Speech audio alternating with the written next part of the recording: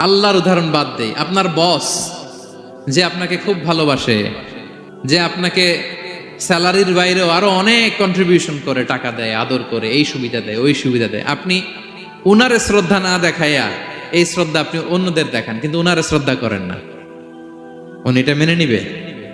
কথা বলেন। যে আল্লাহ আপনার জীবন দিলেন, রিজিক দিলেন, সব দিলেন, গোটা জগৎটাই তো তা, সব দেওয়ার পরেও সিজদা যে আপনি কোথায় দেন? হ্যাঁ, মাজারে, দরগায়। আমাদের এখানে কেউ নাই। হ্যাঁ, দেশে গেলে এরকম মাজারে যে মানটানত করেন নাকি? মাজারে সেজদা দেওয়া যাবে? চাইতে হবে একটা সত্তার কাছে, চিল্লায় বলুন তো তিনি কে? এজন্য বিশ্বনবী বলেন, ইদা সাআলতা ফাসআলিল্লাহ, চাইলে আল্লাহর কাছে চাও।